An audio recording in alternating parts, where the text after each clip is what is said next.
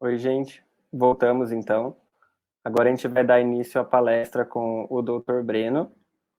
O Dr. Breno ele vai falar sobre o sono do estudante, o que entender e como melhorar.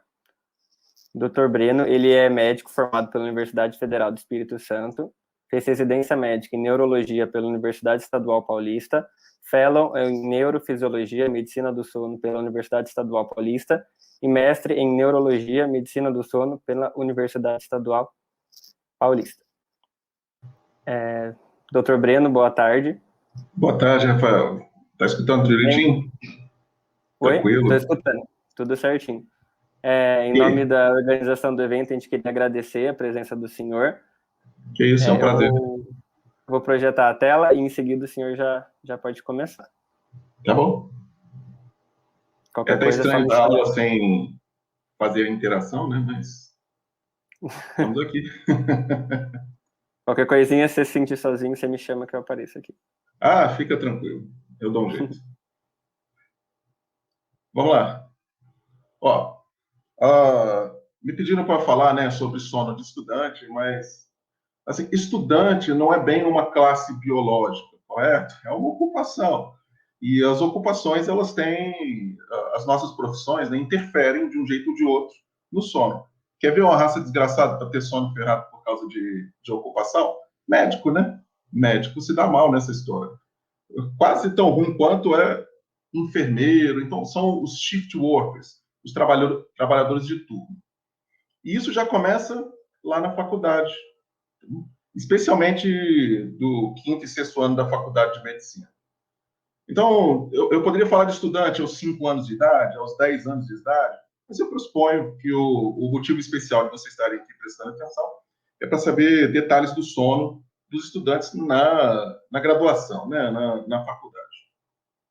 Então, assim, o interessante dessa categoria é mais a faixa etária em que ela se encontra. Aqui entre seus 18 e 25 anos, em média. Vai ter uma ou outra pessoa um pouco mais velha, ou até mais nova. Eu tive um colega que entrou na faculdade com 16 anos. Mas, em geral, vai pegar a barra pesada das faculdades depois dos 20 anos, aí entre os 20 e 25 anos. Então, gente, para poder falar do sono de um estudante, tem que ter um pouquinho do sono em geral. Então, por que a gente dorme, afinal de contas? Né? Uma pergunta singular. Poxa, não é só o como a gente dorme. O como a gente dorme, a gente pode estudar lá na neurofisiologia, beleza? Ou quais são os mecanismos neurofisiológicos por detrás disso. Mas tão importante quanto é o porquê a gente dorme. Porque se você sabe o porquê você dorme, quando você perde o sono, você entende o que está acontecendo. Então, ó, a grosso modo, o sono tem 3 grandes funções nos seres humanos. Beleza? Então, a memorização, a consolidação, na verdade, a consolidação das memórias. O sono também serve para a gente atingir a homeostase afetiva. É durante o sono que a gente trabalha os nossos problemas afetivos que ocorreram durante o dia. E esse é o mais difícil de entender, mas é super importante. O sono serve para a gente matar tempo. Tá bom? Então, tem um bom número de pessoas que precisam do sono simplesmente para matar o tempo, porque o ócio da noite seria uma catástrofe. Os seres humanos são criaturas diurnas. Nós comemos durante o dia, nós trabalhamos durante o dia. Não é comum durante a evolução dos seres humanos, né, que o nosso trabalho se adentrasse durante a noite. Você vê que, por exemplo, nossa visão é perfeitamente adaptada para o dia, né, mas não é tão boa para fazer caçadas à noite. Combinado? Então, como é que isso funciona? As memórias que você tem, que são de grande relevância afetiva, né, que tem muita emoção ligada a ela, elas vão ser gravadas durante o sono. Você lembra hoje daquele acidente de trânsito que você teve há 5 anos atrás. Você lembra se estava chovendo, se estava fazendo sol, a camisa que você estava usando, em quem que você bateu, qual era o carro, em que rua que aconteceu. Mas para você lembrar o que aconteceu, o que você comeu na terça-feira da semana passada no almoço, putz, por Deus do céu, de anteontem já é difícil de lembrar, quanto mais de uma semana atrás. Como é que você consegue lembrar de uma coisa de 5 anos atrás e não de uma coisa nova?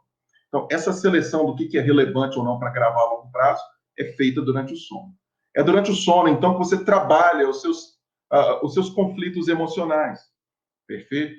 Para ser sincero, esses conflitos não são mirabolantes, tá bom? Para a maioria absoluta das pessoas, tudo que você fez durante o dia, você sonha sobre isso à noite. Então, se você está estudando, você sonha que está estudando, ou faz um sonho, né, que é de compensação. Você sonha que está de férias, né, se você estiver muito cansado. Então, está estudando muito, você sonha que está estudando, ou sonha que está de férias. Mas se alguém te agrediu, o jeito mais civilizado, né, de você passar aquela raiva é agredir essa pessoa de volta, mas no sonho, né, no mundo virtual que a evolução selecionou para a gente. Enfim. Então, essas são 3 importantes funções do sono: a memorização, o equilíbrio emocional e o matar o tempo. Descansar não é obrigatório para você dormir. Normalmente eu pergunto, né, é uma brincadeira que eu faço nas primeiras aulas que eu dou sobre sono. Vem cá, você já... Por que você dorme? E falar, 95% das pessoas respondem para descansar. Mas descansar já é a capacidade de repor aqui, ó, glicídios, né, repor a glicose que existe, por exemplo, dentro do músculo. Mas neurônio não tem glicose. O cérebro nunca para, perfeito?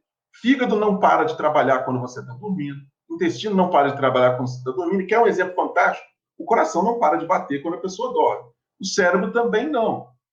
O fato de você não lembrar o que o cérebro está fazendo não interessa, perfeito? Mas ele tem uma função, que não é descansar. Quem descansa é músculo. Tendo dito isso, eu admito que um dos jeitos mais fáceis de se descansar é dormindo. Mas esse poupar de energia do sono é controverso. Muito bem. Por que eu falo do matar o tempo, né, gente? Pensa Homem das Cavernas, perfeito? 20, 40 mil anos atrás. Deu 6 horas da tarde, vamos dizer que a pessoa tem a necessidade de dormir só 4, 5 horas por noite. O que acontece? Não tem o que fazer, não tem o que caçar. 40 mil anos atrás, hein? A pessoa não tem o que caçar, não tem mais com quem conversar, porque está todo mundo em volta dormindo. Quem está acordado, a teoria diz, né, que quem ficava acordado muito tempo à noite caía na porrada e se matava. Ou seja, a evolução selecionou para que exista uma certa quantidade de sono para simplesmente matar o tempo. Perfeito? Então, existe um sono nuclear, tá bom? Um sono, vamos chamar de um pouquinho mais importante, no adulto, que é onde se grava a memória e onde se atinge o equilíbrio emocional. E uma grande parte do tempo no adulto que é praticamente só para matar o tempo. Afinal de contas, meus caros, a mente vazia é a oficina do diabo. Como que a gente dorme, né? O que precisa acontecer para a gente poder começar a dormir? Então, para se dormir, 3 coisas são fundamentais. Primeiro, deve haver escuridão. É através da percepção da escuridão na retina que a gente percebe que começou a noite, né? E o cérebro começa a causar alterações no corpo que vão preparar a pessoa para o sono. Deve haver o acúmulo de ATP. Lembra que vocês estudaram no 2º grau e agora de novo em bioquímica, né? A gente literalmente está fosforilando quando a gente está pensando. Você está transformando ATP em ADP. Existe um certo acúmulo disso nos neurônios do cérebro. Isso é detectado aqui, ó, no núcleo basal de Meynert. Existe essa detecção. Quando se atinge um certo acúmulo do ADP, a pessoa está preparada para começar a dormir. E deve haver queda da temperatura. Esse gráfico aqui que eu mostrei é com ratinho, né? Ratinho a gente consegue ligar em laboratório. Você vê que a temperatura é um pouco mais alta, 38 aqui no limite. Então, o reloginho nosso mesmo, no cérebro, que determina a hora de dormir, gente, é a nossa temperatura corporal. Por volta de 6 horas da tarde, a temperatura do corpo começa a cair. Isso não é coincidência, tá joia? Isso foi preparado no hipotálamo da pessoa, né? Nesse reloginho que é o hipotálamo, nas últimas semanas ou meses da pessoa. E a temperatura começa a cair. Ela começa a subir cerca de 2 horas antes da gente acordar. E eu te digo até com precisão que horas que a pessoa vai acordar, se eu souber quando ocorre o mínimo de temperatura dela. Ela acorda 2 horas depois disso. Então, durante o dia, a pessoa tem que ter muita claridade, né, para marcar o dia, e à noite deve haver escuridão. O que a humanidade esqueceu, né, é que a meia-noite, por exemplo, não se chama meia-noite à toa. É a metade da noite. A noite começa às 6 horas. A pessoa já deveria estar na escuridão. Daqui vocês já vão tirando, né? O que vai acontecer depois? Quais são as principais síndromes, né, relacionadas ao estudo do sono? Agora, em geral, não necessariamente aos estudantes.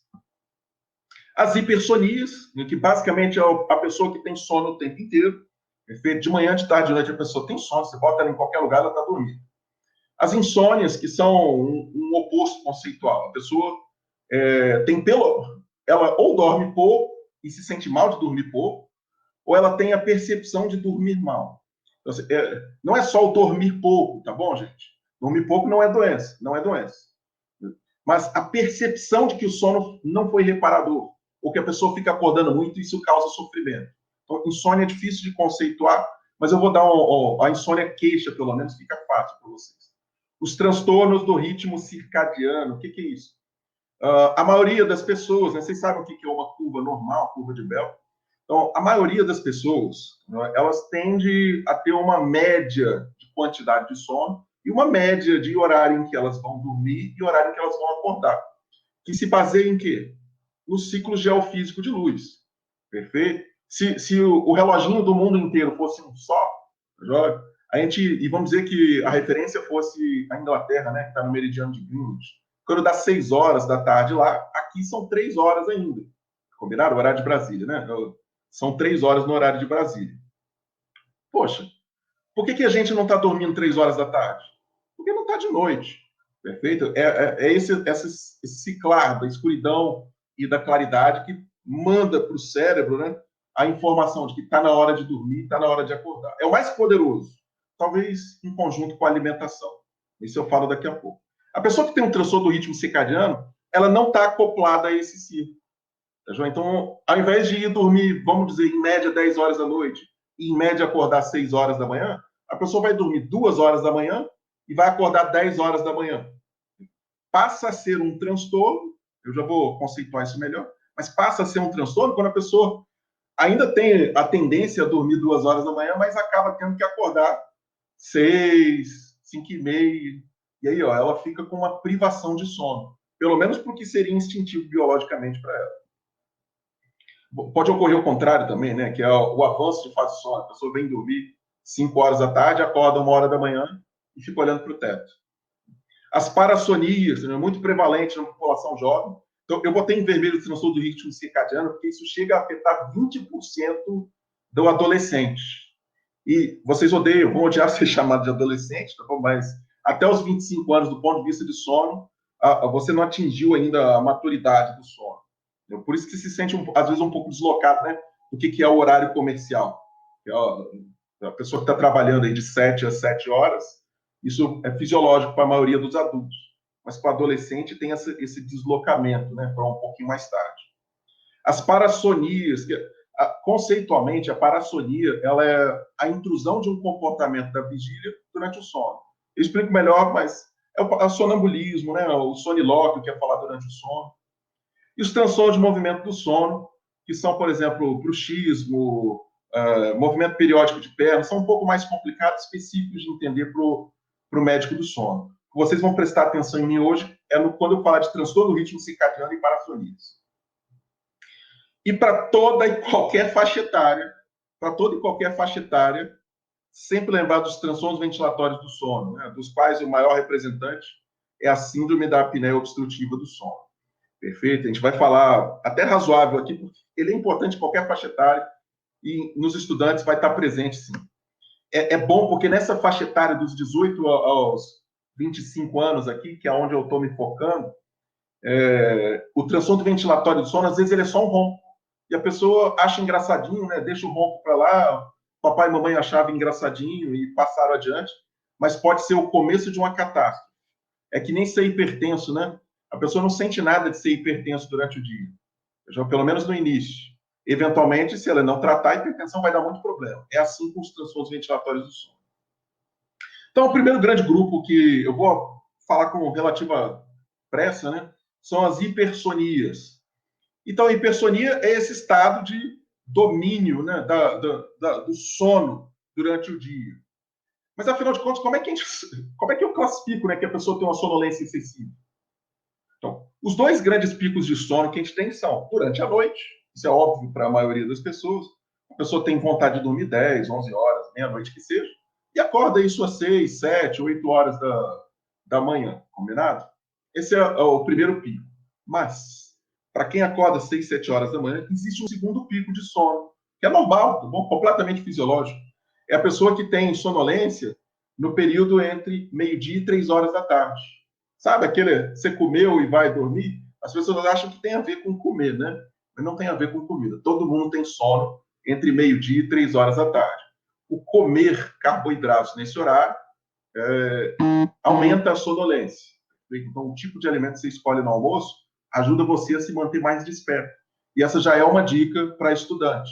Nada de ficar comendo doce no horário do almoço, gente. Você quer evitar essa sonolência entre meio-dia e 3 horas da tarde, que é um horáriozinho que você quer aproveitar para estudar, né? Melhor estudar de dia.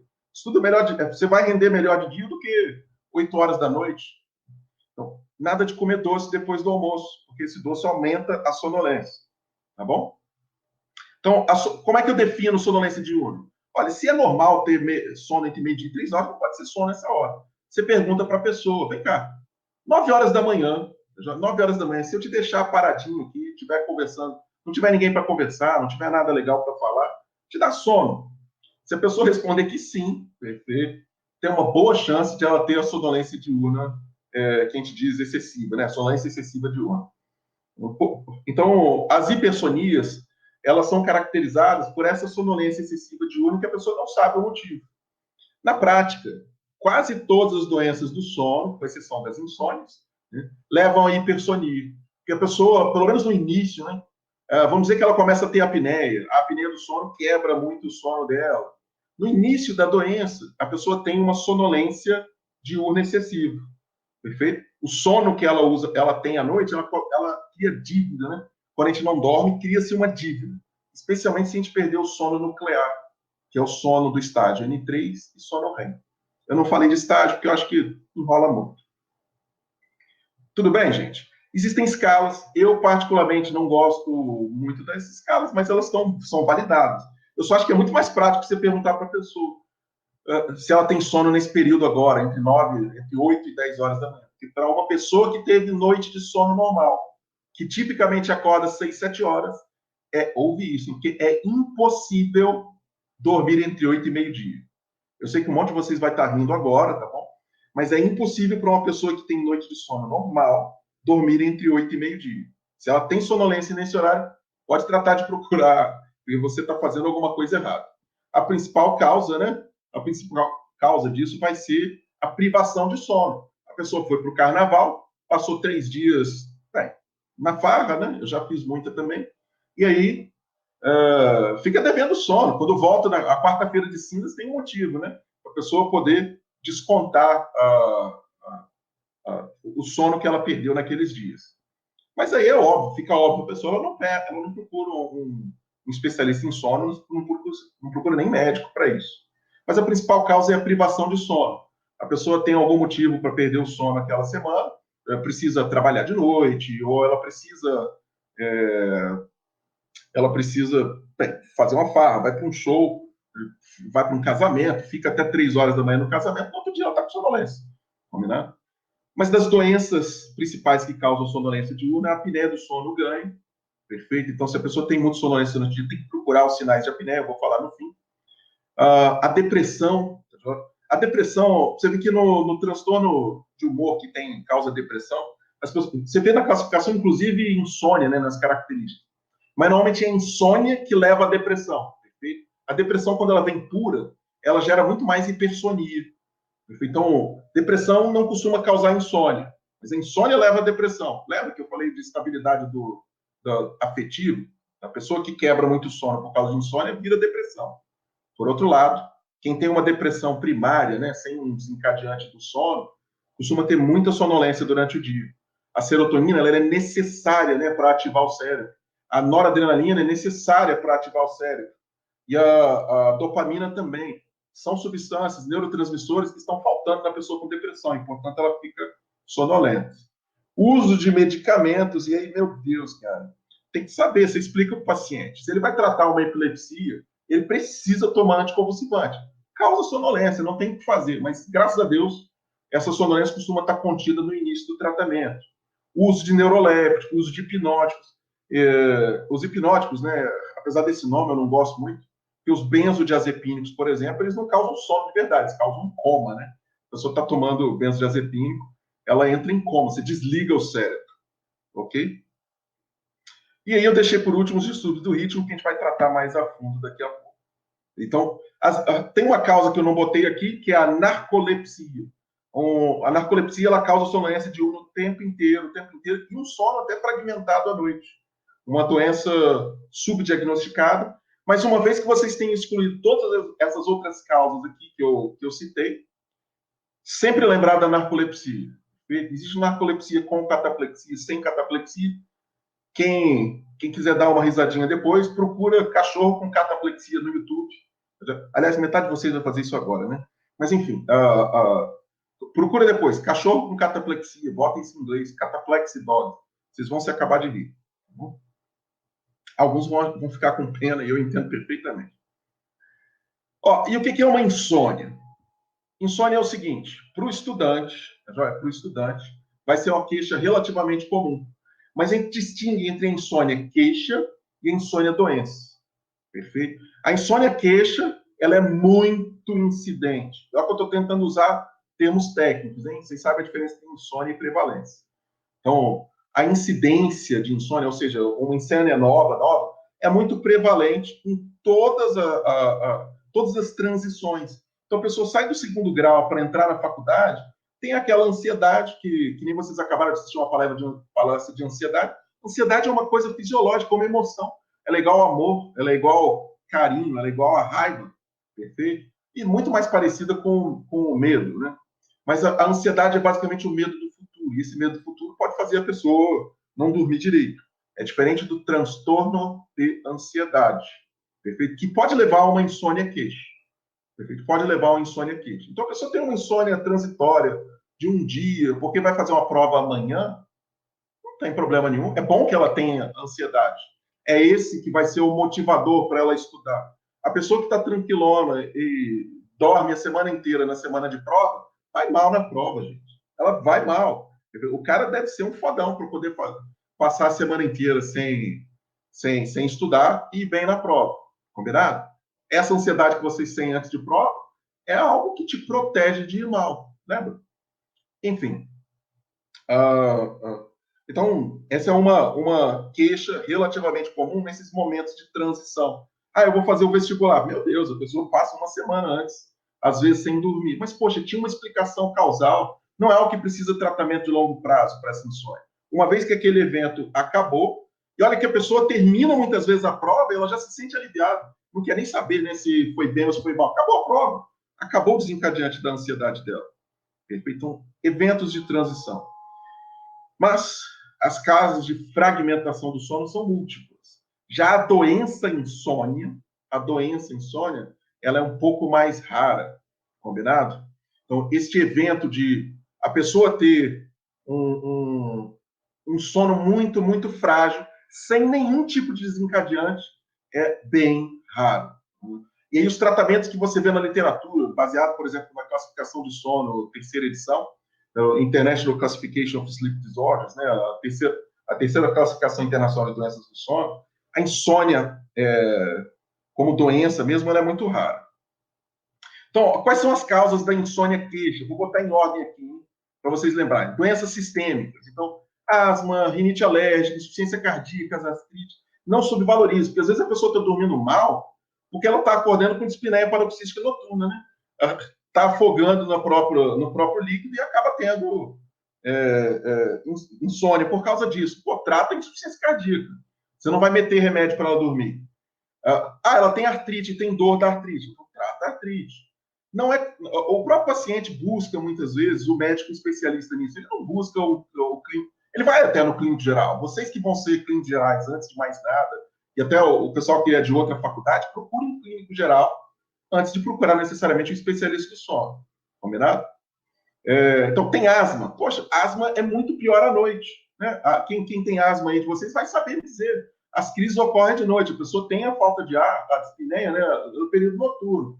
Rinite alérgica é um saco. Né? Olha, Bauru. Aqui está 32 graus agora de dia. Graças a Deus eu estou no ar-condicionado.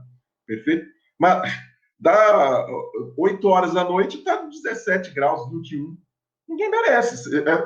Não tem nariz que aguenta para quem tem rinite. E aí você dá remédio para sono para a pessoa? Claro que não, você trata a rinite. Combinado? mas elas são disparadas as principais causas de insônia. Só que às vezes a queixa da insônia mesmo, ela se perde na história que você está tirando. Ah, você tem asma. Que horas que são as crises? A pessoa vai te falar, quase sem dúvida, que é de madrugada. Quem atende criancinha sabe que a mãe chega desesperada já no período da madrugada. A má higiene do sono. E aqui, ó, eu deveria ter posto em vermelho a má higiene do sono. Esse é um grave problema do estudante de medicina. Tá bom? O que é a higiene do sono? É você pegar muita claridade durante o dia e escuridão à noite. Então, é esse conjunto de hábitos que a gente precisa ter para evitar, né, de ter um sono ruim à noite. Muita claridade durante o dia e escuridão absoluta à noite. Vocês têm a vantagem de ter passado um período online agora. A percepção que eu tenho de muitos alunos é de ter melhorado a qualidade do sono. Por mais que a pandemia tenha causado uma certa ansiedade no início, depois que a pessoa se adapta, ela pode acordar um pouquinho mais tarde, ela não está passando slide naquele escuro, né, da sala de aula. Se a pessoa estiver perto de uma janela com bastante claridade, que nem eu estou aqui, ó, olhando o céu azul aqui atrás, ela vai pegar claridade durante o dia, e se ela lembrar de deixar o quarto escuro à noite, ela vai dormir um pouco melhor. Combinado? A gente tem que evitar substâncias que limpem o ADP do nosso corpo, por exemplo, a cafeína. A cafeína é o maior vilão dessa história, uma substância que dura de 10 a 14 horas no nosso corpo. Eu vou dedicar 5 minutos só para falar de cafeína, para vocês pararem de tomar energético, pelo amor de Deus. Enfim, quais são os outros hábitos? Se a temperatura do corpo começa a cair depois de 6 horas, a gente precisa evitar de aumentar a temperatura do nosso corpo de noite. Então, praticar exercício físico, se possível, não deveria ser de noite. Você tem que praticar exercício físico durante o dia. Vai tomar um banho, se for de água quente, está inverno, não consegue tomar banho, tem que ser de água quente aqui por volta de 6 horas da tarde. Se você deixa para tomar um banho de água quente antes de dormir, você aumenta a temperatura corporal, combinado? Eu entendo que existam manuais americanos ou canadenses, por exemplo, que recomendam banho de água quente. Mas no Canadá está menos 40 graus. Você toma um banho de água quente, sua temperatura corporal chega a 21, né? Aqui no Brasil, não. A temperatura aqui fora é 32, 35. Você não recomenda para o paciente um banho de água quente. Recomenda um banho gelado, se for antes de dormir. Se eu tomar banho de água quente, no máximo 6 horas da tarde. A alimentação é crucial. Tanto o alimento quanto a claridade mandam informação para o cérebro de agora é hora de estar acordado e daqui a 12 horas é hora de estar dormindo. Se você pula o café da manhã porque você está correndo para a faculdade, isso melhorou muito com o ensino online, né? Enfim, se você pula o café da manhã, você não recebe essa informação. Então, um café da manhã farto, vasto, você tem que comer que nem um rei no café da manhã. Igual um príncipe no almoço, igual um plebeu na janta, bem pouquinho. De preferência, muito carboidrato com gordura no café da manhã. O almoço brasileiro médio está de bom tamanho, arroz, feijão e carne. E a janta, que deveria ser no máximo 6 horas da tarde, carne magra com salada. Essa é a dica que eu dou para estudante. Se for, comer nessa hora aí de 6 horas. E depois evitar de comer. Quem for diabético, quem tiver algum outro transtorno, ou está com muita fome mesmo, come fruta depois desse horário, porque a digestão da fruta é tranquila. A iatrogenia, e aqui meu recado especial para os alunos de medicina, que eu acho que são a maioria, o carimbo de vocês é uma licença para matar. A desgraça do benzodiazepina, quando mal prescrito, é um inferno na vida da pessoa. É igual dar cachaça para a pessoa para ela dormir. Benzodiazepínico não causa sono, ele causa coma. Perfeito? E o cérebro precisa estar ativo para a pessoa trabalhar tudo que ela tem que trabalhar durante o sono. Não é para menos que benzodiazepínico causa amnésia. É igualzinho à amnésia alcoólica, o mecanismo de ação é muito parecido. Você desliga o cérebro da pessoa e, portanto, ela não forma memórias. Combinado? Então, muito cuidado com isso.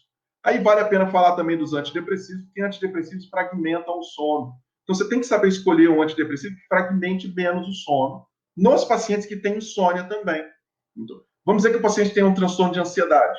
A gente vai ver que é a quinta causa aqui de insônia queixa. Se você vai prescrever um antidepressivo para ele, tem que dar preferência para um antidepressivo que fragmente menos o sono.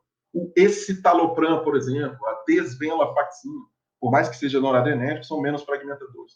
A duloxetina, combinado? Então, escitalopram, duloxetina, desvenlafaxina, tem um horário para tomar isso. E olha só, o hormônio da noite é a melatonina, vou falar um pouco mais adiante. E o hormônio do dia, qual que é? É o cortisol.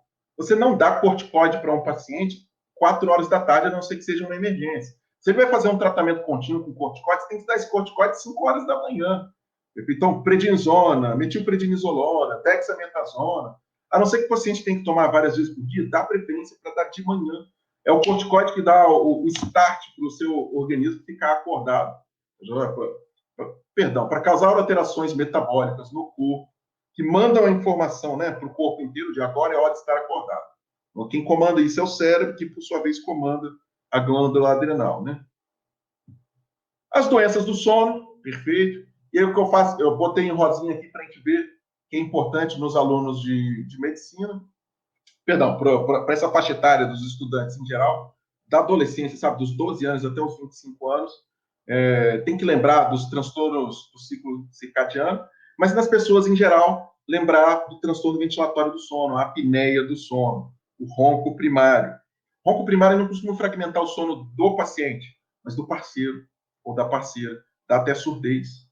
As parassonias não necessariamente fragmentam o sono da pessoa, mas quem tem parassonia, quem é sonâmbulo, quem tem sonilóquio, que é falar durante o sono, despertar confusional, enurese noturna, elas prejudicam muito, né, a qualidade do sono da pessoa. E aí os transtornos psiquiátricos, em especial o transtorno de ansiedade generalizada. Esquizofrenia altera o sono, transtorno bipolar altera o sono, a depressão altera o sono, só que muito mais para hipersonia do que para insônia. O transtorno de ansiedade é que faz a pessoa ter aquela dificuldade, né? Vocês vão se reconhecer. É aquela pessoa que fica assim, droga, não estou conseguindo dormir, droga, não estou conseguindo dormir, que merda, tem que acordar amanhã cedo, droga, não estou conseguindo dormir, não consigo dormir, que meleca. Tá joia? Tem que acordar amanhã cedo, tem 35 coisas para fazer, meu Deus, o ratinho que está subindo na árvore, o pneu que está furado, o marido que não está em casa, não sei. Tá joia? Tudo menos o sono. Aí fica a dica, tá bom? Existe tratamento para isso. Claro que o transtorno de ansiedade existe tratamento, mas para quem tem uma ansiedade mais leve, basta pensar que existe terapia cognitivo-comportamental para ensinar a pessoa a lidar bem com o sono. Só quem tem esse pensamento, levanta e vai fazer alguma coisa, tá bom? A última coisa que você pode fazer, isso vai até fazer parte da higiene do sono, se caiu na cama e está sem sono, levanta e vai fazer alguma coisa. Passa a noite inteira em claro, se for o caso. Causa muito menos dano para você. Você vai se sentir muito melhor se você passar a noite em claro do que ficar a noite inteira assim. Droga, não estou conseguindo dormir, droga, não estou conseguindo dormir, rolando de um lado para o outro. Vai fazer alguma coisa. É muito melhor e mais produtivo. Lembra? O sono serve para matar o nosso tempo. Mas no século XXI, tem muita coisa para a gente fazer sem você se preocupar com o osso. Olha só, eu vou botar esse slide aqui, que é só quase de brincadeira, que é como que você faz o diagnóstico de insônia primária. Tudo que eu falei até agora são insônias que a gente vai dizer secundárias. Então, a pessoa tem a queixa de insônia, mas ela tem outra doença que causa a queixa de insônia. A insônia primária, perfeito? Tem uma série de critérios para você dizer que a pessoa tem insônia primária. E olha no item 6 e item 7, sabe? A insônia não é atribuída a efeitos fisiológicos de uma substância, como abuso de drogas e medicamentos. E o item 7, o transtorno mental coexistente com condições médicas não explica a queixa predominante de insônia.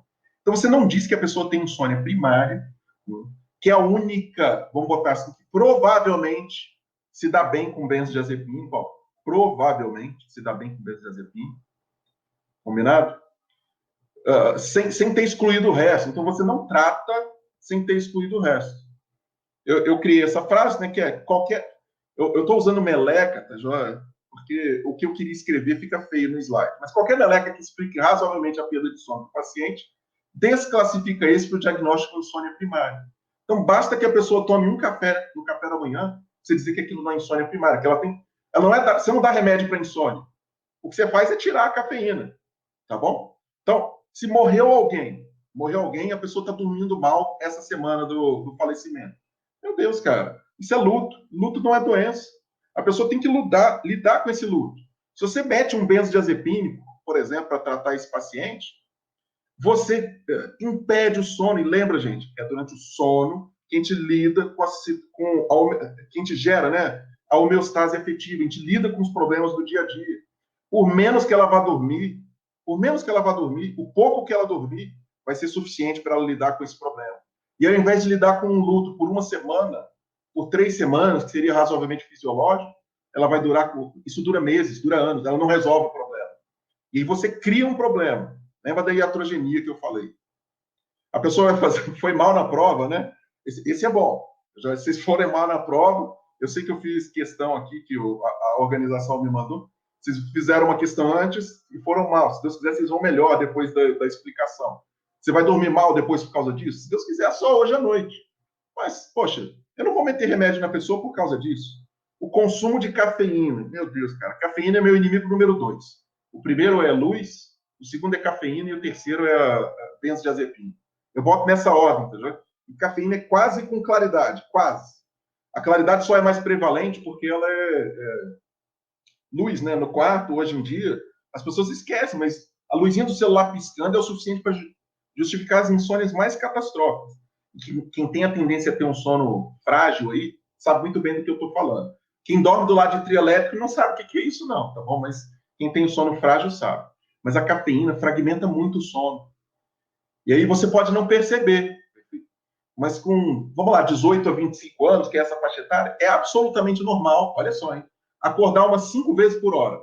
Mas quando a gente acorda por menos de 10, 15 segundos, a gente não lembra de ter acordado.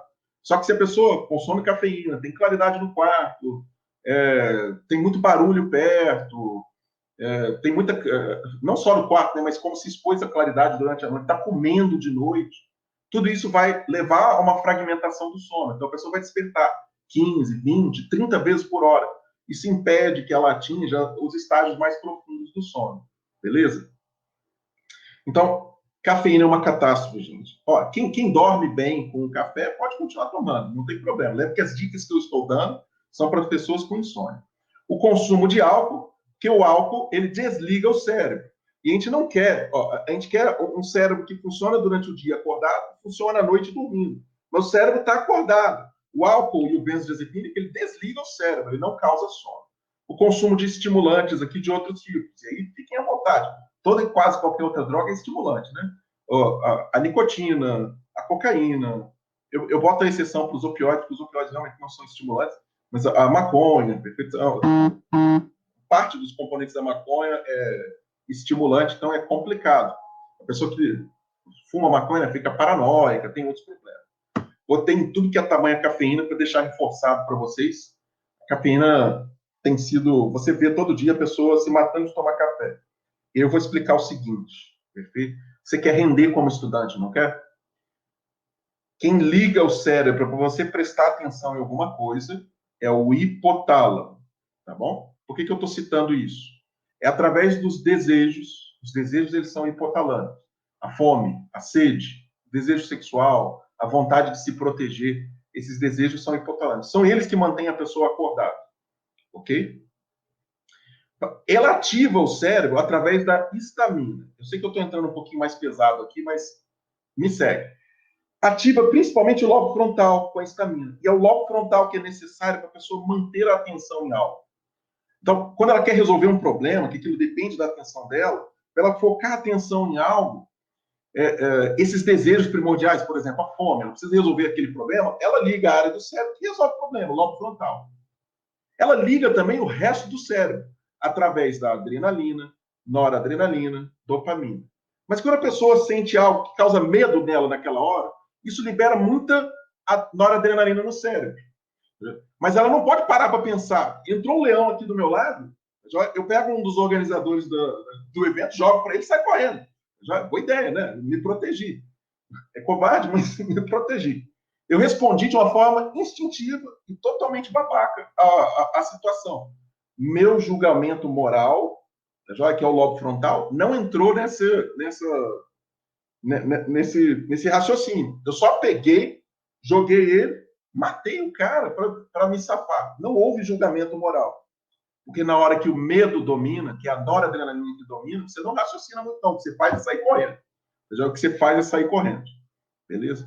Para o raciocínio entrar, o julgamento entrar, para você escolher bem o que você está fazendo e para você conseguir prestar atenção, a histamina precisa vir e ativar o lobo frontal. Muito bem, por que eu falei tudo isso? Porque a cafeína, gente, a cafeína não ativa a histamina. Você fica acordado, mas sem foco. Então você se mata de tomar café para ficar acordado de noite para estudar. Fantástico, você joga? Excelente ideia. Você ligou todas as áreas do cérebro que você precisava, perdão, você ligou todas as áreas do cérebro que você precisa parcialmente. Aquela que você realmente precisava para manter o foco não está rolando. Aí você vai estudar, pior ainda, né? Vai estudar lendo. Aí você toma lendo em cima da cama. Aí você já jantou, tomou um banho confortável, já ligou para o namorado ou namorada, perfeito? O hipotálamo, que deveria ativar aqui o lobo frontal, ele vai querer saber de ativar o lobo frontal. Você já comeu, você já bebeu água, você botou um pijama fofinho. Quem estiver assistindo agora no pijama, trata de trocar, né? Então, você tá comendo tudo num lugar muito confortável. O seu hipotálamo, que é o centro dos desejos, que é necessário para a ativação do lobo frontal, fala, todos os meus problemas estão resolvidos.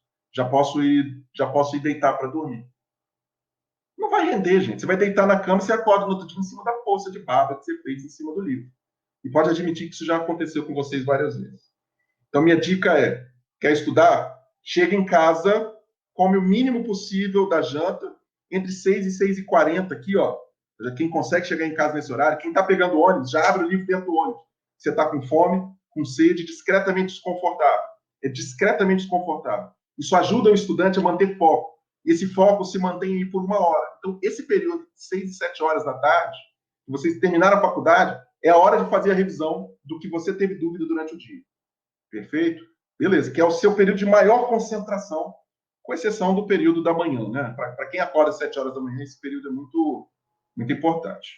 Então, insônia não é ficar dando calmante, combinado, gente? Pelo amor de Deus. Tem que ser uma insônia primária. Nos últimos 13 anos que eu trabalho com medicina do sono, eu prescrevi benzodiazepina 2 vezes só. Tá bom? 2 vezes. Perdão, para tratar insônia, né? Para tratar transtorno de ansiedade, a gente acaba, às vezes, no início do tratamento, usando benzodiazepina. Mas mesmo isso eu tenho evitado atualmente. E o que eu quero me focar hoje em vocês é vocês identificarem se vocês têm, por acaso, uns 20% de vocês vai ter isso. O transtorno do ritmo circadiano é muito prevalente na adolescência. É o que é?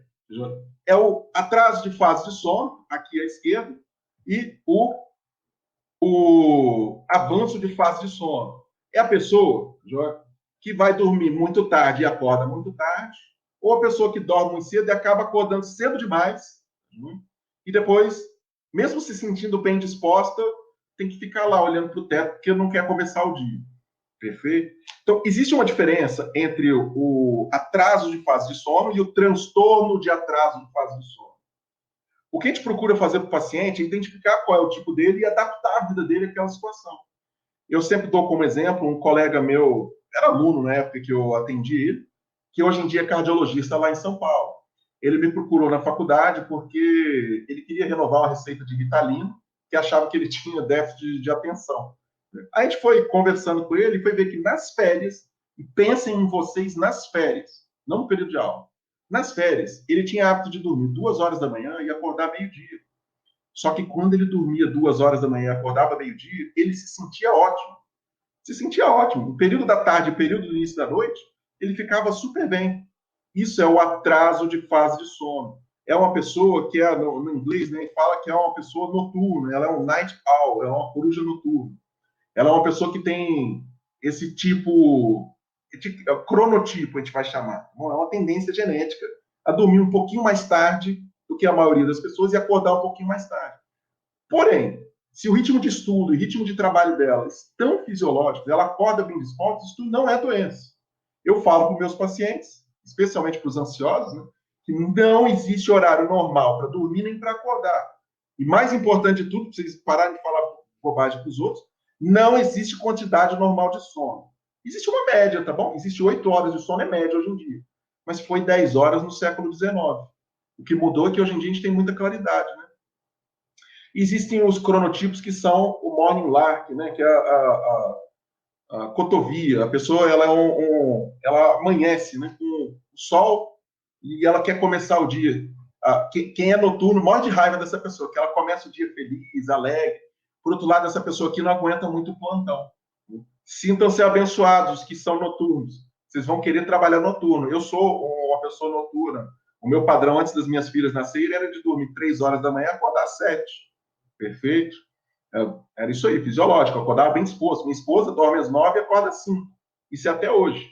Só que minhas filhas começaram a acordar às 5 horas da manhã, quem teve que se adaptar foi eu, né? Mas quando minha filha primeira nasceu, a gente até aproveitava que eu e a minha esposa, Paula, nós somos de cronotipos diferentes, e eu também sou um short sleeper. Eu ficava até 2 horas da manhã com a minha filha, e de 2 horas em diante, quem assumia é ela. Então, se acordasse a criança até 2 horas da manhã, eu cuidava, e quem cuidava a partir de 2 horas era minha esposa. Então, você saber se adaptar não gera o transtorno, mas vai ter gente que está mal adaptada e não tem o que fazer. Um bom exemplo disso é o estudante de medicina. Se a pessoa é um night owl, ela é uma coruja noturna, no início da faculdade ela sofre mais. Primeiro porque é mais prevalente na adolescência, conforme ela vai ficando mais velha, essa tendência de dormir um pouco mais tarde e acordar mais tarde vai sumindo. É bom para fazer balada, né? Mas não é bom para estudar. Você precisa acordar 6 horas para pegar o busão e chegar 7h15, 7h20 na faculdade, para meia hora antes da aula estudar. Ninguém faz isso, né? Mas para chegar meia hora antes da faculdade para estudar, para 7h50 começar as aulas. Né? Então, como é que a pessoa fica numa situação dessa? Se durante as férias ela gosta de dormir 2 horas da manhã. O pior é que durante as aulas ela acaba dormindo 1 hora de qualquer maneira e acorda às 6 horas da manhã. Mas como ela precisava dormir 10 horas, ou 8 horas, ou 7 horas que seja, essa diminuição para 5 horas causa privação do sono contínuo. Ela fica como na sala de aula? Você olha para ela lá no período da manhã, pelo menos, você olha para ela, ela está capengando. No período da tarde, ela ainda vai estar devendo um pouco, mas ela rende melhor no período da tarde. Combinado? Já o pessoal que é a cotovia matinal, né, o morning life, eles acordam bem. Você vê a pessoa feliz na faculdade, está sorridente, ela gosta do dia, gosta de praia, né? Infelizmente, ela vai se dar mal no fim da faculdade, que é quando começa a dar plantão. Aí a pessoa que é noturna, ela se dá um pouquinho melhor, porque vai ter alguns períodos de intervalo, pelo menos no internato. Quando for na residência, eu já adianto para vocês, todo mundo vai se ferrar, ninguém vai ter sono bom, isso já era, preparem-se. É o preço que se paga por escolher a medicina. Combinado? Então, são 2, 3 anos de sofrimento e isso não tem o que fazer. Outra coisa que vocês têm que perceber é que, ao mesmo tempo que existe essa tendência, né, ao dormir mais tarde, acordar mais tarde, ou dormir mais cedo, acordar mais cedo, você pode ser um short sleeper ou você pode ser um long sleeper. Existe uma média de sono, combinado? Mas falar que 8 horas de sono é o normal é a mesma coisa que dizer que 1,70 m é normal para homem. Beleza? Você não pega uma pessoa de 1,90 m e corta as pernas dela para ela ter 1,70 m.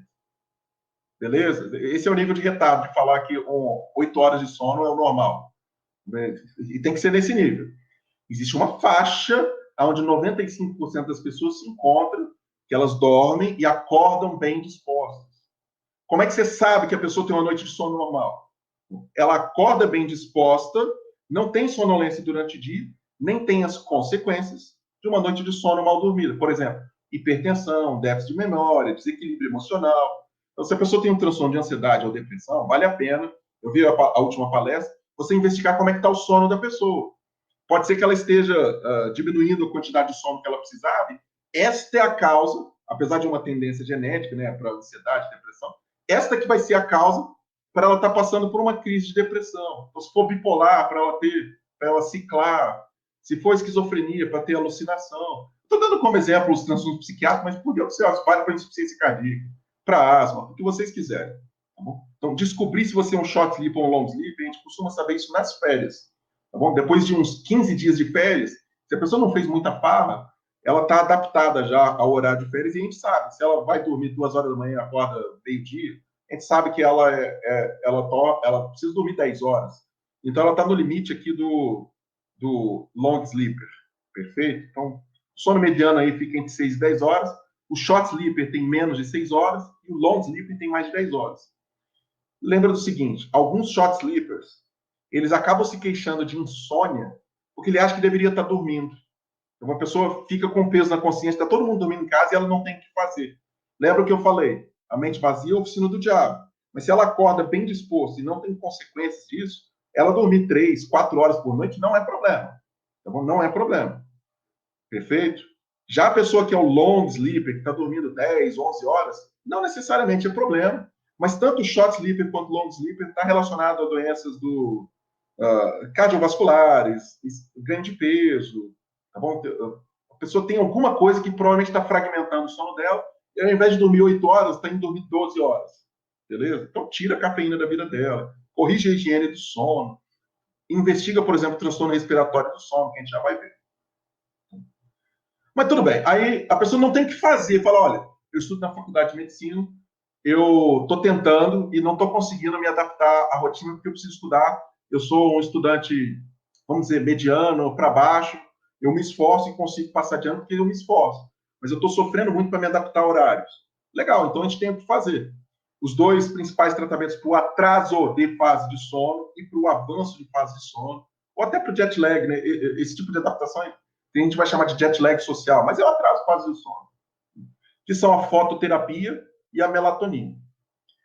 Olha só como é que funciona a fototerapia. A pessoa precisa estar na claridade, então vai estar lá em sala de aula, a gente põe um óculos na pessoa que tem uma luz, a luz azul, que é a luz do céu, já é 450 nanômetros, ela fica jogando claridade para o olho da pessoa para marcar aquele horário como horário de estar acordado. Então, se durante as férias ela vai dormir 2 da manhã e acorda meio-dia, a gente começa a botar claridade no início dela, tem que ficar olhando para uma plaquinha igual essa, assim.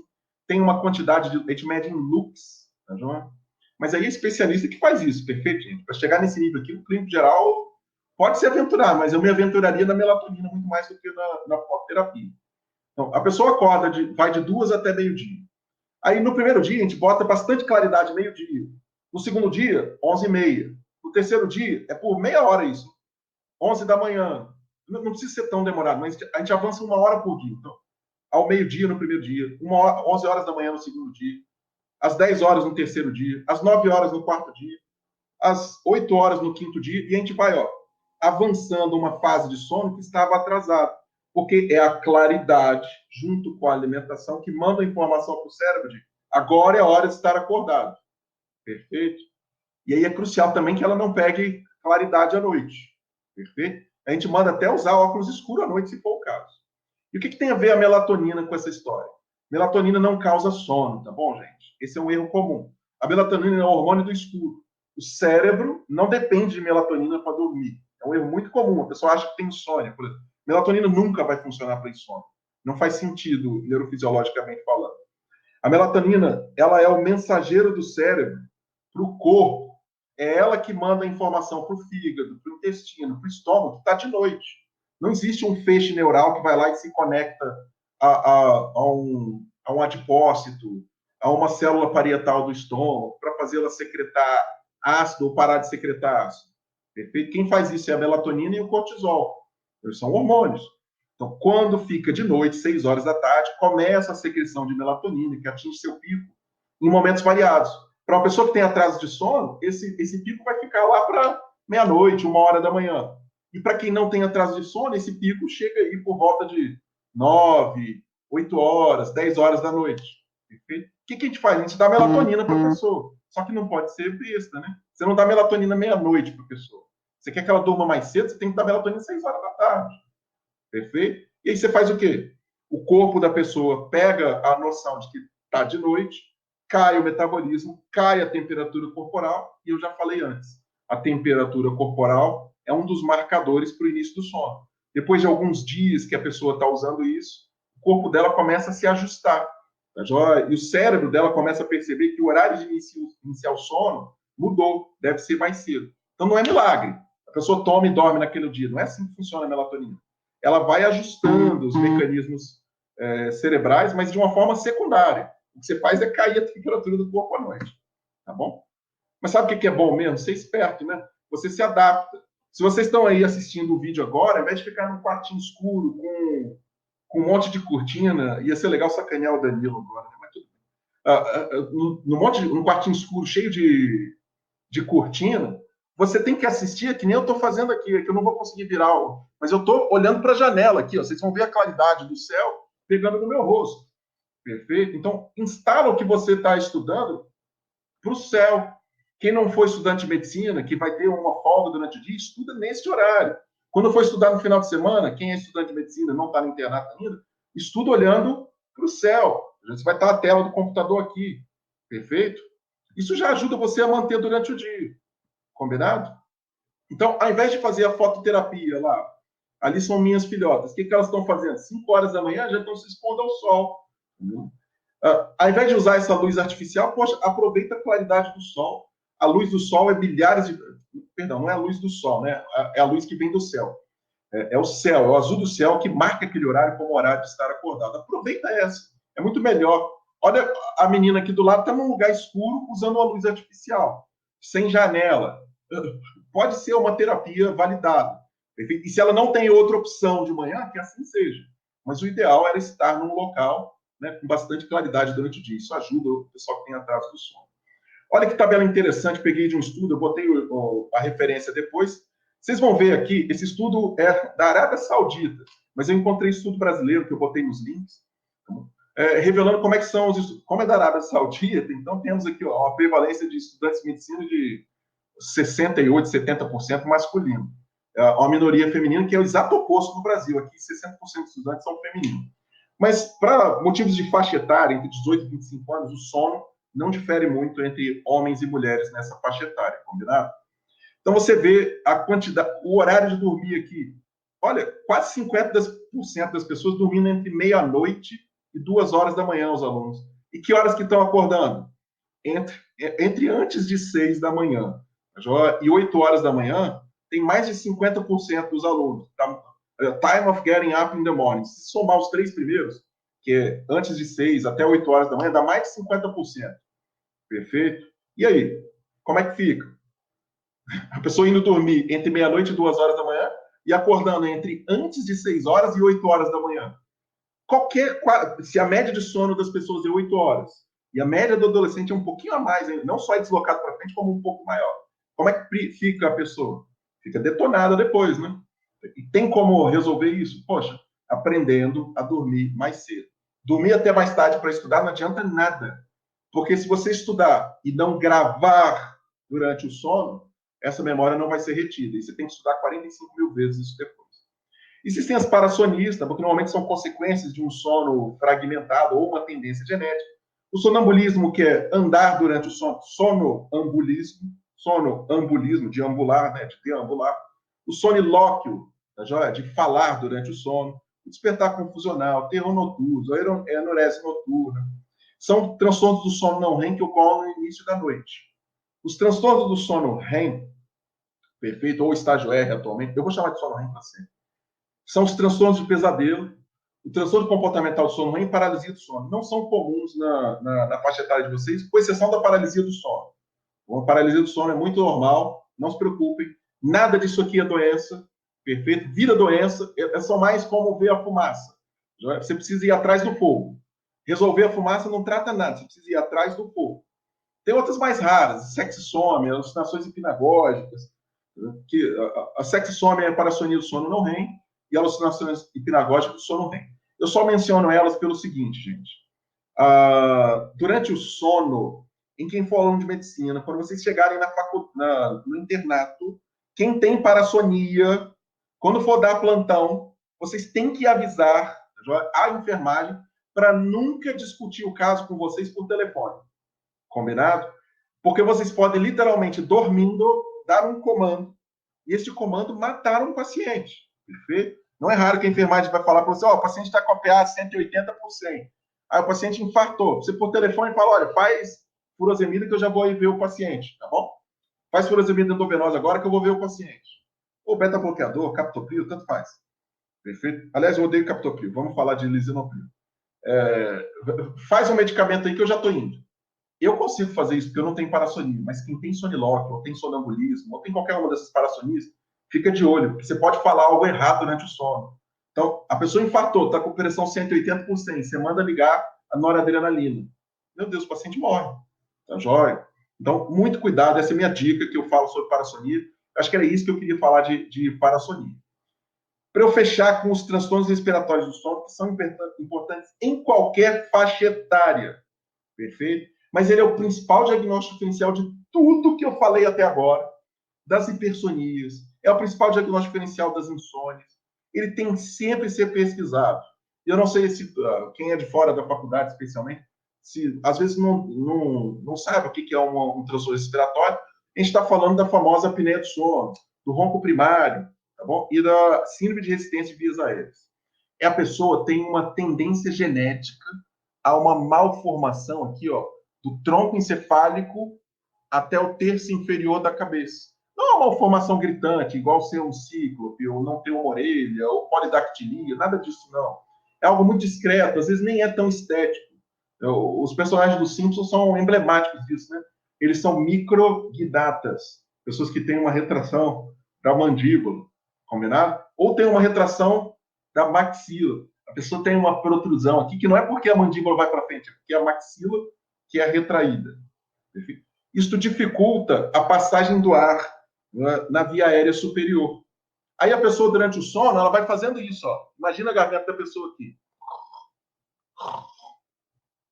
Eu vou fazer igual desenho animado, tá bom? Mas não precisa ser falando tão alto. Em mulher, principalmente, faz assim.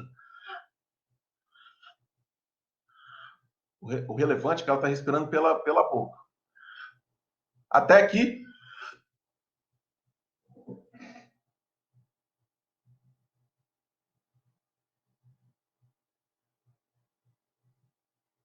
Da agonia, né?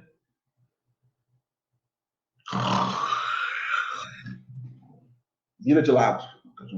Isso que aconteceu é um despertar. Ninguém ronca quando tá acordado. Tem gente que ronca, mas é muito raro. A maioria absoluta das pessoas não ronca quando está acordado. Perfeito?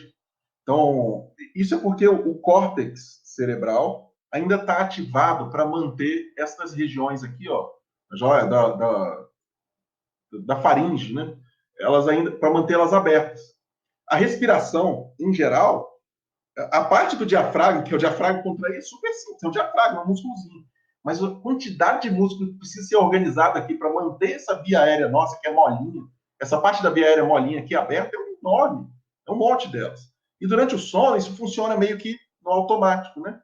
A pessoa, quando está dormindo, ela começa a dissociar a consciência do meio externo. Então, a consciência dela vai trabalhar o que tem que trabalhar durante o sono. O que eu estou falando não é místico, não, tá bom? A função tálamo-cortical, que é a consciência, está dissociada do meio externo. O tronco encefálico que assume a função da respiração e começa a funcionar no automático. É ele que tenta manter essa via aérea aberta. E em quem tem a tendência, né, ou ao controle neural, ou a formação óssea, ou a formação muscular dela, predispõe a roncar, ela vai roncar e pode ter paradas respiratórias. A gente tem que identificar isso. Interessante porque o paciente pode não identificar. Ele pode ter um sono absolutamente normal, o sono normal, mas a respiração do sono está uma meleca. Olha, gente, tem gente que dorme do lado de trelé, esquece a apneia do sono por um segundo. Pensa outras variações.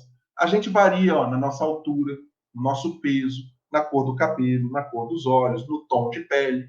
Tem gente que é super branquinho e tem gente que é bem negra. Tem gente que tem olho azul e tem gente que tem olho escuro. Tem gente que tem 1,50 m e tem gente que tem 1,90 m. Beleza? A gente também varia na nossa sensibilidade ao despertar. Tem gente que dorme do lado de trio elétrico e tem gente que desperta com uma folhinha que cai do lado de fora de casa. A hora que a folha encosta no chão, já desperta. Essa é uma das características da pessoa. Infelizmente, se ela tiver apneia do sono, tá bom? E ela desperta por qualquer coisa, na verdade, ela me procura com 15 anos de idade. Porque a apneia do sono é poderosa para despertar a pessoa. O problema é quando a pessoa só desperta do lado, nem trio elétrico consegue acordar ela. Nesse caso, ela vai desenvolver as consequências da apneia do sono a longo prazo. E as principais são consequências cardiovasculares. Perfeito? Então, a pessoa dorme, mesmo com a apneia, ela dorme mesmo. Ela não vai ter problema de memória, ela não vai ter problema afetivo. Então, o Homer Simpson é um bom exemplo disso. Ele consegue dormir, ele pode ter apneia, mas, a grosso modo, apesar da inteligência, né, ele não parece uma pessoa desequilibrada emocionalmente. Ele ri quando tem que sorrir, ele é quase um psicopata nesse lado, né? Mas ele é meio babaca com os outros. Ele é bonachão, né? Um gordinho bonachão. Ele não parece uma pessoa com grandes ansiedades, com grandes pensamentos no futuro. Ela não parece sofrer, perfeito? Mas ele sofre as consequências cardiovasculares e endócrinas disso. Então, deu para entender, né? A pessoa que tem um sono muito profundo e ao mesmo tempo tem apneia, essa é a mais perigosa e em que a gente tem que identificar. Porque ela vai se tornar obesa no futuro, ela vai ficar hipertensa, ela vai ter infartos, ela pode ter AVCs, já tanto isquêmicos quanto hemorrágicos. Alguns dos melhores estudos com AVC hemorrágico são da USP de Ribeirão Preto. O Otávio, o doutorado dele é todo nisso. ela vai desenvolver insuficiência cardíaca. E olha que a apneia do sono, ela é uma doença que tem, ela é um fator de risco independente para cada um desses. Não é porque a pessoa fica hipertensa que ela desenvolve insuficiência cardíaca, não. A própria apneia do sono sozinha leva a insuficiência cardíaca, mesmo que ela não fique hipertensa. Então, o infarto agudo do miocárdio, porque gera arritmias, né, as apneias do sono. A pessoa está lá, já fecha, oclui a garganta, o oxigênio dela vai lá embaixo, o tronco encefálico não está dando conta, ela precisa despertar a pessoa. Nesse despertar, a pressão arterial vai lá em cima, a frequência cardíaca vai lá em cima, e como tem uma fragmentação muito intensa, isso mexe com os hormônios da pessoa. Em especial, diminui o GH, causa aumento da grelina, que é o hormônio da fome, né? E aumenta a resistência periférica à leptina. A leptina é o hormônio relacionado à saciedade. Se a leptina não consegue funcionar, a pessoa não se sente saciada fácil. Então, literalmente, unir o sujo ao mal lavado. A pessoa tem muita fome, tem fome o tempo inteiro, e ela tem uma saciedade diminuída. Mas olha só, gente, a pessoa não troca alface por hambúrguer, não. Ela, ao invés de comer 3 colherzinhas de arroz, ela passa a comer 4. É só isso. Só que aos 20 anos de idade, ela tem 60 quilos. E ela vai ganhando 2 quilos por ano. Ela mal percebe isso. Mas com 30 anos está com 80. Isso vai acontecer com vocês, tá joia? Ninguém merece, mas acontece. Então, principalmente médico, né, que fica fragmentando o sono. Mas ela come 2 quilinhos a mais, ganha 2 quilos, né, por ano. Então, não percebe, é muito lento. Não é que a pessoa ganha 10 quilos em 2 meses. Não, se ela ganha 10 quilos em 2 meses, pelo amor de Deus, procura endócrino, tem algum problema grave aí. Perfeito? Bem, a apneia do sono é grave, mas é algo que causa ganho de peso a longo prazo. Mas uma criancinha de 2 anos que já tem apneia do sono, olha só, ela não cresce direito e se torna obeso. É o segredo de ficar hipertenso e ter o quê? Diabetes. Mas existem consequências cognitivas. E as consequências cognitivas vocês já sabem. Eu já falei quais são as funções do sono. E que o sono, a ausência de sono, causa dívida. Então a pessoa vai perder a memória, entendeu? Ela pode ter agravamento dos distúrbios psiquiátricos por causa de apneia do sono. Então, se a pessoa tem transtorno de ansiedade e está tendo um agravamento e não tem nenhuma causa relevante no dia a dia, vale a pena pesquisar a apneia do sono. Aliás, vale para quase qualquer transtorno psiquiátrico, perfeito? A enxaqueca. A enxaqueca meu Deus, a enxaqueca, né? Existem mais de 300 tipos de doenças, mas a enxaqueca é um tipo delas. Tem vários tipos de enxaqueca também. A enxaqueca tem tudo a ver com rotina. A pessoa tomar café da manhã, almoço e janta no mesmo horário, beber água o tempo inteiro e dormir e acordar todo dia no mesmo horário. A pessoa que tem enxaqueca e de repente começa a descontrolar, mas não está hipertensa, não fez nada diferente, tem que investigar o sono. Pode ser a apneia, né? A apneia é uma catástrofe, porque ela gera aumento de acidentes automobilísticos. Então, em vocês que tem apneia, mas tem transtorno de ansiedade, está de férias, não tem mais nenhum estressor e de repente começa a perceber isso e está roncando, mesmo que seja uma pessoa magrinha, procura. Tá bom? O diagnóstico é feito por polissonografia. Aí já precisa de um especialista em sono, mas o clínico geral deve desconfiar disso. A polissonografia é essa coisa bonita que vocês estão vendo aí. A gente consegue ver na polissonografia, ó, deixei o sinal da seta aqui, está mostrando um micro despertar, tá ali. Eu não vou falar de como que é feito, mas olha aqui embaixo, vocês vão ver uma faixa azul, que toda a seta está aqui, ó, contém uma apneia inteira. Essa tela toda tem 30 segundos de exame, né? O exame tem umas 10 horas, mais ou menos. Em 30 segundos, a pessoa fez uma apneia que tem mais de 30 segundos, mais de 20 segundos. Tem 20, 25 segundos aqui de apneia. A pessoa para de respirar sem ter movimento muito respiratório. Essa é uma apneia mista, né? Ela começou central e virou obstrutiva. Por 20 segundos, gente, 30 segundos, a pessoa não tem oxigenação do sangue. E faz isso 15, 20, 40 vezes por hora. É uma maratona que a pessoa corre a noite inteira. Começa a ter processo inflamatório no corpo inteiro. Então, isso piora a artrite ou causa dor no corpo inteiro. A pessoa acha que tem fibromialgia. Mas olha só, fibromialgia não causa dor grave. Dor severa não é fibromialgia. Fibromialgia é uma dor leve e contínua. Se a pessoa tem dor no corpo inteiro, de cima e embaixo, o principal diagnóstico diferencial é a apneia do sono. Tá bom? Eu costumo dizer, né? Isso é muito comum. Já que a apneia do sono leva alguém de peso, 70% dos pacientes com apneia do sono são obesos. Mas não ache que é o gordinho que ronca. É o roncador que engorda. Então, o fato da pessoa ser magra não exclui a apneia. Pegar um cara obeso mórbido, tá, que está hipertenso, e desconfiar de apneia é fácil, tá bom? Aí, esse vocês têm que, com certeza, sair. Essa é obrigação de um clínico geral, tá bom? Essa é a obrigação de vocês. O cara obeso mórbido, está hipertenso, diabético, aos 40 anos de idade, que fala que ronca, não pode deixar de passar o diagnóstico de apneia do sono na cabeça de vocês. O problema é o magrinho. E aqui na faixa etária de vocês, 18 a 25 anos, não deixa de pensar nisso. Se você não sabe o motivo de você estar acordando de noite, se você vai muito ao banheiro de noite para fazer xixi, uma vez à noite para fazer xixi é normal, tá bom? 2 vezes ou mais pode ser sinal de apneia do sono. Claro, você está bebendo muita água de noite, aí vai ter uma explicação mais óbvia. Se toma um diurético, vai ter uma explicação mais óbvia. Mas se não tem uma explicação óbvia, não deixe de procurar, tá bom, gente? O tratamento é feito com o CPAP, que deve ter uma máscara apropriada, mas ele tem uma adesão complicada. Os tratamentos, na verdade, são complicados a longo prazo. Normalmente a gente tem, eu vou demonstrar para vocês um vídeo, não sei se vai ficar bom o Pixel in Pixel, que sou eu usando o meu CPAP. Perfeito? Eu tenho apneia do sono leve. Minha esposa me ajudou a mostrar, porque a pessoa fica achando, ai meu Deus, faz muito barulho, né, o aparelhinho de CPAP. Mas é leve. Ó o que acontece quando põe a máscara. Some completamente o barulho. Então, numa casa em que as pessoas estão roncando, você botar o aparelho de CPAP, ocorre exatamente o oposto, né? Ela vai ter sonolência. Vai ter silêncio. Tudo bem, gente? Muito bem. Acho que era isso que eu queria falar para vocês. Perfeito? Os transtornos, né, que levam à quebra de uma saúde mental são múltiplos. Não se foquem apenas nos transtornos psiquiátricos, porque o não tratamento de uma doença crônica de outra natureza é uma catástrofe. Vocês viram pelas causas de fragmentação.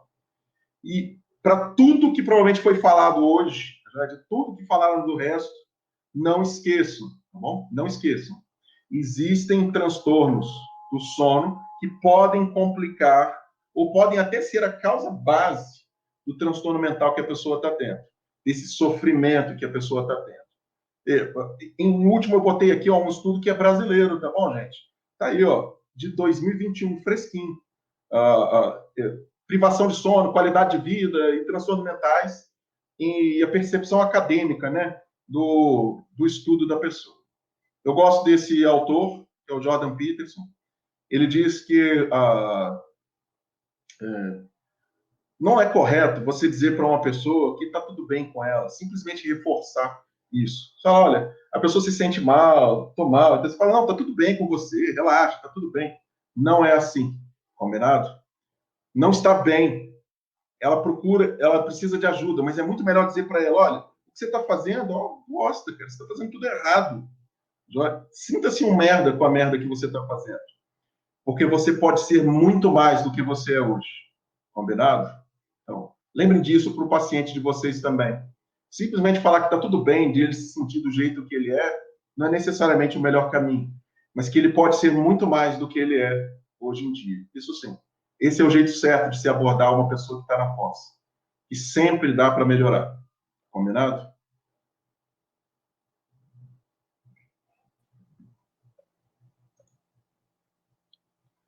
Doutor, muito obrigado pela aula. Eu não sei se o senhor estava vendo, a gente projetou alguns elogios do pessoal que gostaram bastante da aula aqui na tela. Eu estou assistindo pelo YouTube também. Você está assistindo? E agora a gente vai projetar algumas perguntinhas que o pessoal fez no nosso formulário. Beleza. A primeira pergunta é: excelente palestra, doutor. A quetiapina e o valdoxan são bons remédios para insônia ainda? Eu vou botar da seguinte maneira, doutor. Se você estiver falando da insônia queixa, perfeito? Não. A insônia queixa a gente trata tratando a doença de base. Seja lá o que estiver detonando o sono da pessoa, é isso que deve ser eliminado da vida da pessoa. Se a pessoa tem, por exemplo, está tomando café durante o dia, ele está tomando café. Pensa num fogo numa floresta em que alguém está jogando gasolina. Você não joga água em cima, você você corta a gasolina. Combinado? Então, mas para o tratamento da insônia primária, provavelmente o melhor é benzodiazepina. Eu não usaria nem valdoxan nem quetiapina. Beleza? Perfeito. Pode usar já para insônia transitória. seriam bem melhores do que benzodiazepina, tá bom? Para insônia transitória, que é insônia queixa, a quetiapina e o valdoxan, né, são boas. Mas eu procuro não usar nada. Eu simplesmente corto o que está causando sofrimento. Então, a pessoa faz exercício no fim do dia, se sente cansada, né? Isso. Tá, seria assim, tá, tá corretíssimo. O ideal, os seres humanos são criaturas diurnas, perfeito? Nossa fisiologia não está preparada para praticar o exercício físico à noite. Pelo contrário, seu corpo está se preparando à noite, desacelerando o metabolismo. O cérebro não, tá bom? O cérebro não. O cérebro mantém metabolismo, o metabolismo cerebral é até maior durante o sono, perfeito? Mas troca, Joyce, se você tem essa oportunidade, troca para meio-dia e às 2, está ótimo. Pode ler, Rafael. Luz de stand-by, de televisão e ar-condicionado, também atrapalham a questão da escuridão na hora do sono, contribuindo para um sono ruim? Opa, muito. Tem depressões que você justifica só por uma pessoa ter a desgraça da luzinha de stand-by. Se você tem televisão no quarto, tira a televisão do quarto. Se tem computador no quarto, tira o computador do quarto. E, gente, a carne é fraca. A hora que você tiver com o celular vai ficar carregando aonde? Tá joia? Bem longe de você. Na hora que tocar o barulhinho, né? O que você faz? A carne é fraca. Você vai lá e pega a desgraça do celular que tem luzinha. Vai deixar ele recarregando, se você usa ele no despertador, de cabeça para baixo, a no mínimo 3 metros de vocês. Nunca, em hipótese nenhuma, levar o celular para a cama. Ah, mas eu gosto. Olha, se você precisa ficar acordado, não vai ser na cama. Eu dou para os meus pacientes um cartãozinho, pena que eu não trouxe aqui, porque quem já é paciente meu já deve ter ganho isso. Eu costumo dizer que a cama é para dormir e para sacanagem. Não é um lugar de ficar assistindo TV, não é um lugar de ler, em hipótese nenhuma, televisão, mesmo em stand-by. Ah, mas eu tirei da tomada. Não. Você vai botar uma fita isolante ali no ar-condicionado, na luzinha, e um ar-condicionado bom, hoje em dia, ele já vem com um modo para você desligar essa luzinha de stand-by. Ótimo. Acho que tem mais umas.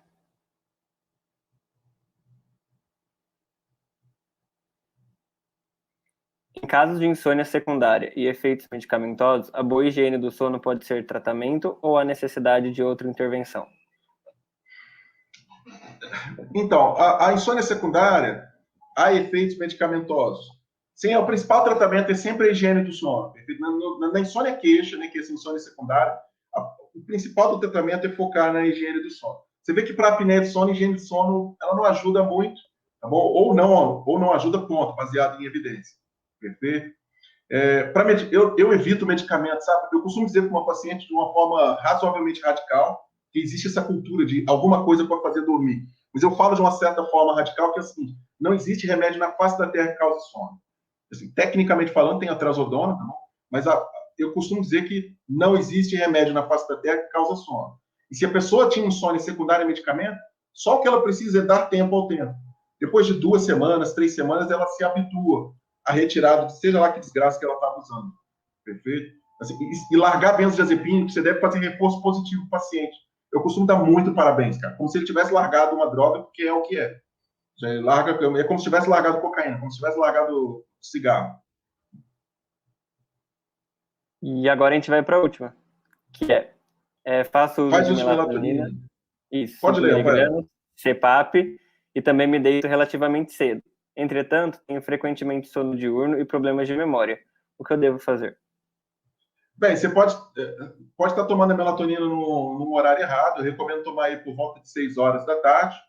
E tem que caprichar na higiene do sono. Em especial, muita claridade durante o dia e escuridão absolutamente à noite.